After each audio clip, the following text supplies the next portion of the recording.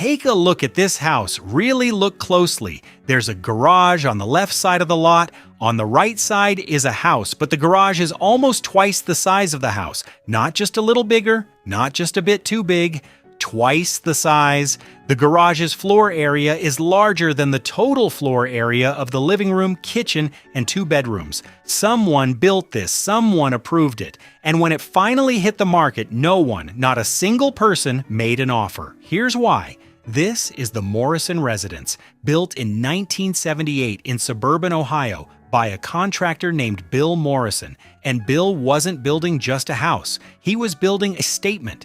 The house itself is 900 square feet, 2 bedrooms, 1 bathroom, a kitchen that, to be generous, you might call compact. Nothing about these numbers is unusual for the era. Small suburban homes were common in 1970s Ohio. Working-class neighborhoods, modest lots, functional architecture. You built what you needed and nothing more. But Bill Morrison needed something more. The garage is 1,800 square feet, 2 stories tall, capacity for 6 cars, a workshop, storage, and apparently the full weight of Bill's identity as a human being. Let that sit for a moment. The structure built to house cars is double the size of the structure built to house a family. The real estate listing described this property as a unique opportunity for the right buyer. That's agent language for we have no idea who would want this.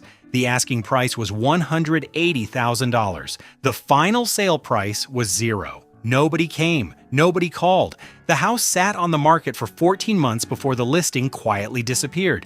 You pull up to the property and the proportion problem hits you before you even get out of the car. The house sits on the right side of the lot. Single-story beige vinyl siding, low-pitched roof, 2 windows on the front facade that look uncomfortably small for a building this wide. 1 front door centered, dark wood. Normal, unremarkable. The kind of house you'd drive past without registering it existed. And then there's the left side. The garage is 2 stories tall, the house is 1. So from the street, the garage roofline sits almost at double the height of the house roofline. Your eye goes there first. Your eye goes there only. The house becomes a footnote, a small beige afterthought attached to the real attraction. 3 large garage doors face the street. The house has 1 front door. The garage has more entrance points than the home. More windows too, 4 on the 2nd floor alone, all looking out onto the neighborhood. The house has 2 windows total. The garage is more visually present, more architecturally interesting, and more prominent than the place where people were supposed to actually live. The driveway runs the entire width of the property, cracked asphalt, oil stains from decades of maintenance work, stretching from the street all the way back. It's enormous, more paved surface than lawn. The landscaping and a few exhausted shrubs near the front door looks like it gave up years ago. Standing on the sidewalk, you'd be forgiven for thinking the garage was the house. The visual logic of the property points you there. Everything about the exterior says this is the main event. You walk past the garage, which takes longer than it should, and finally reach the front door of the actual house. The entryway is 4 feet wide. You can stretch your arms and touch both walls simultaneously. It opens directly into the living room, which is small in a way that goes beyond cozy. The ceiling is 7 feet. Both walls are immediately visible from any point in the room. 2 people on opposite ends of the couch could conduct a normal conversation without adjusting their volume at all. The living room connects directly to the kitchen with no wall between them, which sounds open plan and intentional until you see the kitchen. It's the size of a generous bathroom, counter space for 1 person working at a time. The appliances are original 1978 Harvest Gold stove, Harvest Gold refrigerator, brown and yellow linoleum flooring in a pattern that felt modern once. The cabinets are dark wood, showing their age. The countertops are a laminate surface peeling at the corners. The window above the sink looks out directly at the garage wall. 6 inches of gap between glass and brown siding. No view, no natural light, no suggestion that the outside world exists. You stand at that sink doing dishes and you look at a wall. The bedrooms are upstairs. The master fits a double bed with room to walk around it. Barely. A dresser would require removing the bed first. The 2nd bedroom is smaller. The bathroom serves both rooms and the common areas. It's functional. The shower door, when opened, makes contact with the toilet. This is not a design quirk. This is the only option given the available space.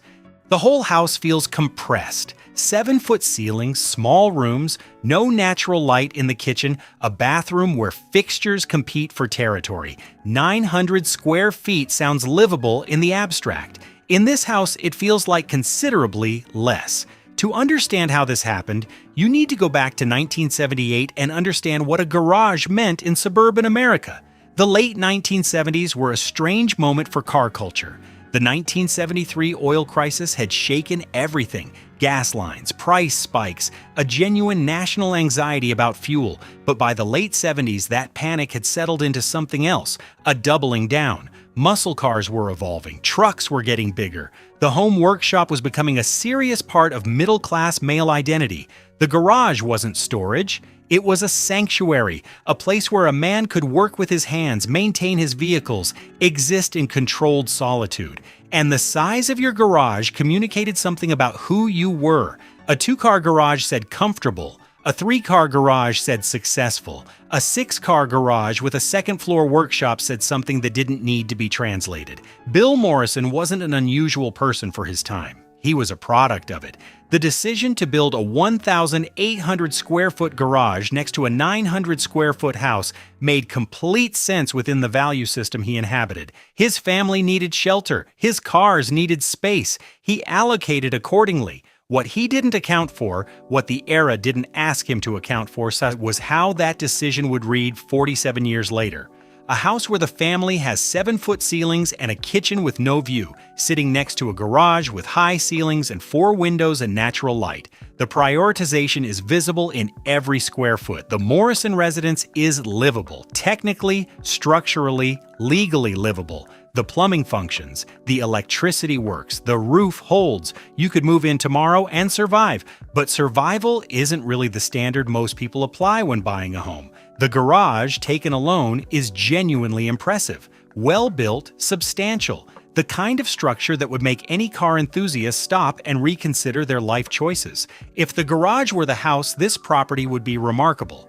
But the garage isn't the house, and the house is the problem. Ugliness rating, 6 out of 10. A 6 because the individual components aren't ugly. They're simply wrong in relation to each other. The house isn't badly designed. The garage isn't badly designed. The proportion is the disaster. And proportion disasters are sometimes harder to fix than aesthetic ones because fixing this would mean tearing down half the property and starting over. Now I want to hear your number. What would you give the Morrison residence? Drop it in the comments. I read every single one. If this video was worth your time, the like button helps more than you'd think. And if you want to see more houses where someone made a decision this catastrophic, subscribe. There are more where this came from.